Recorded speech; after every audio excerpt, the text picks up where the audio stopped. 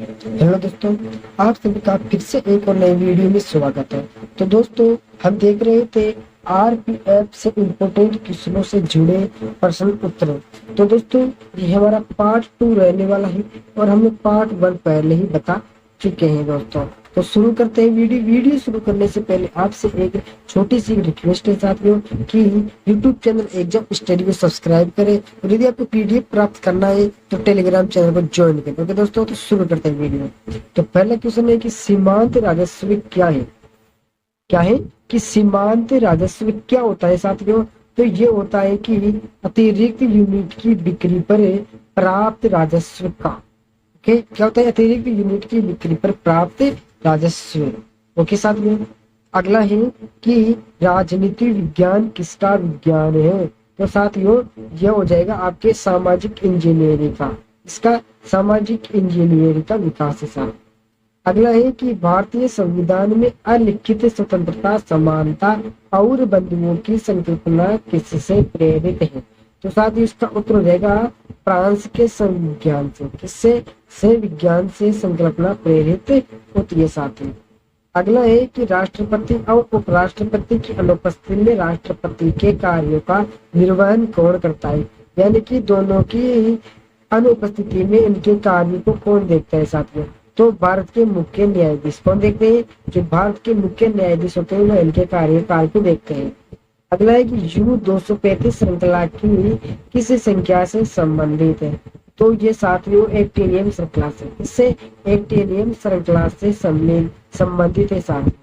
अगला है कि भारतीय संविधान की राज्य के नीति निर्देशक सिद्धांत का विचार किससे यानी कि किसके संविधान से ग्रहित किया गया है? तो आयरलैंड के संबंध से संविधान का ग्रहित किया गया है साथ। अगला है कि मांग वक्र किसके अधीन अनियत होता है? तो अल्पाधिकार के अधीन अनियत होता है साथ। अगला 38वां है कि मृदा द्वारा जल के अवशोषण से संबंधित सिद्धांत क्या है साथ? तो उसका उत्तर जाएगा संगणन। क्या है साथियों? संगणन इसका उत्तर हो जाएगा। अगला देखेंगे हम कि ये प्रश्न का क्या हो गया पूरा में। अगला देखेंगे कि परिक्षेपण किससे गौतिक करता है?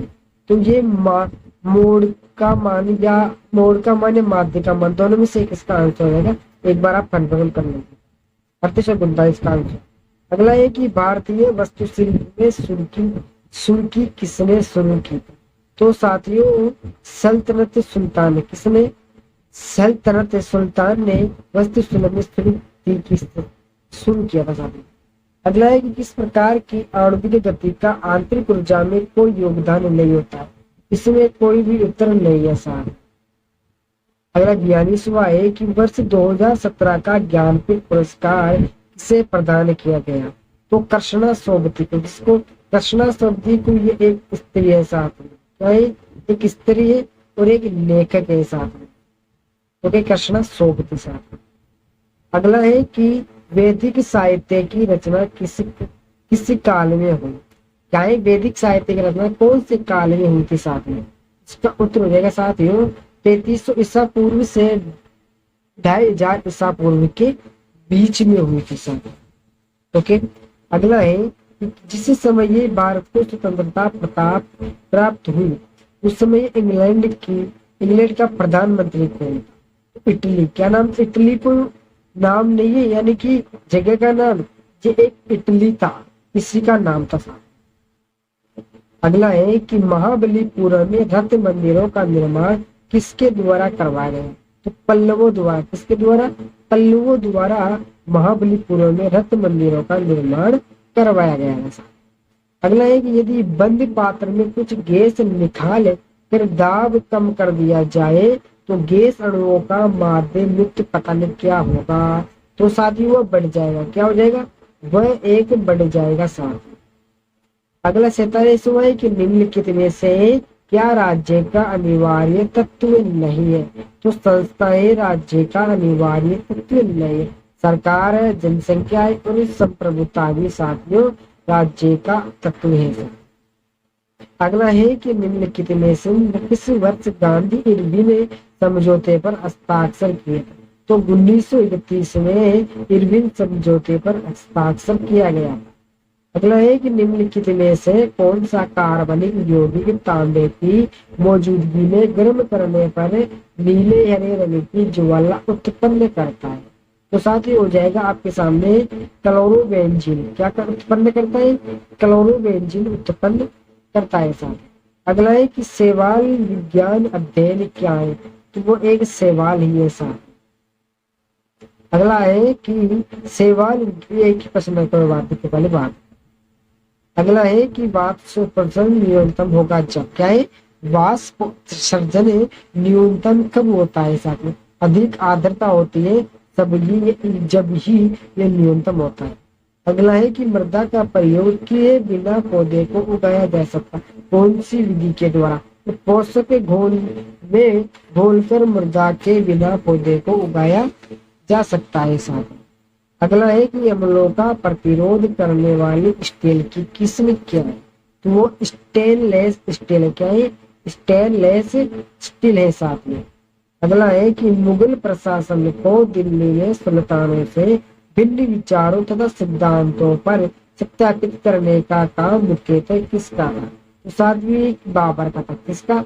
बाबर का ये काम था। साथ देखेंगे 55वां कि असहयोग आंदोलन को किसके कारण स्थगित कर दिया गया? तो चोरी चोरा कांड के दौरान इसको स्थगित कर दिया, रोक दिया गया था।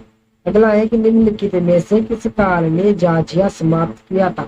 अकबर ने जाजिया काल को समाप्त किया था। सारे अगला है कि चंद्रगुप्त द्वितीय ने विक्रमादित्य की पदवी धारण की थी, जिसका क्या अर्थ है? तो सूर्य देव के दरबार में। किसमें? सूर्य देव के दरबार में ये हासिल किया था। अगला है कि गांधी जी द्वारा शुरू किया गया पहला अखिल भारतीय आंदोलन कौन सा? तो असहयोग आंदोलन था, जो महात्मा गांधी द्वारा पहला आंदोलन शुरू किया गया था। अगला है कि क्रिकेट के बल्ले बनाने के लिए निम्नलिखित में से किस लकड़ी का प्रयोग किया जाता है? तो सेलिक्स परफिरिया का। इसका सेलिक्स प्रक्रिया का प्रयोग किया जाता है क्रिकेट बल्ले को बनाने के लिए।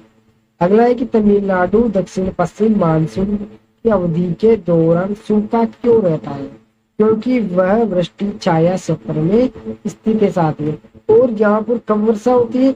सर्दी के मौसम में, जब हमारी तरफ से यहाँ मौसम परिवर्तन होता है। हमारी तरफ से तो मौसम जाता है, तब मौसम चला जाता है सर्दी। और कहाँ जाकर बरसता है? डायरेक्ट तमिलनाडु में जाकर बरसता है। साथ समझ कब बारिश होती है, यानी कि कब सर्दी पड़ती है तमिलनाडु में? सर्दी के मौसम में समय से ज्यादा। हमारे तो सर्दी होती है, यानी वहां पर सर्दी होती है और इस प्रकार से होती है। ओके साथियों, फिर मिलेंगे दूसरे नए वीडियो में। सभी दोस्तों को जय जय भारत।